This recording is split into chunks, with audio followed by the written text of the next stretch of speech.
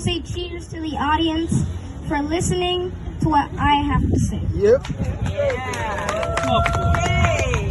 Let me ask you something for a second. Should kids be leaders? Can I get a show of hands if you think so?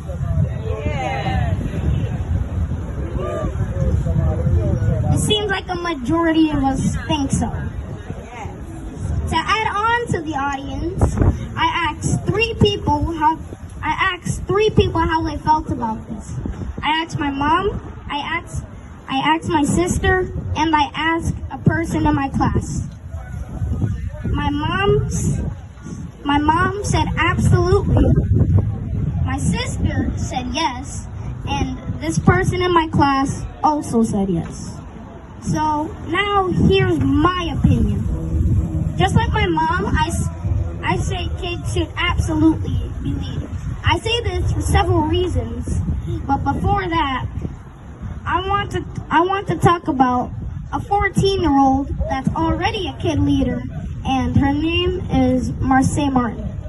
If you don't know who Marsai is, she's the youngest executive producer in Hollywood. Basically, she's the youngest movie maker. The courage she has might inspire other black girls to also become leaders. Did I mention that she's black? What you think about it for a minute or two, it's all connected. One kid leader is the source and paves the way for another and another. And this brings me to the other kid leader I want to talk about, Bishop Curry. Bishop Curry was a young boy when one day a baby in his neighborhood was locked in a hot car and died. What did he do, you ask? Well, he decided he didn't want anything like that to happen ever again, so he went out and made a device called Oasis. Oasis is a device that sits in a car and detects movement when a baby is left inside. It's pretty cool, right? So now, let's get into the juicy stuff. At this point, you may be wondering, well, why did I choose this side? Well, first, because kids just might have better ideas than adults. If I say they do, I'm gonna offend some people. So, anyway, kids' brains are more open. They have more and creative ideas. Adults might change up some holidays in school, and kids might make broccoli illegal.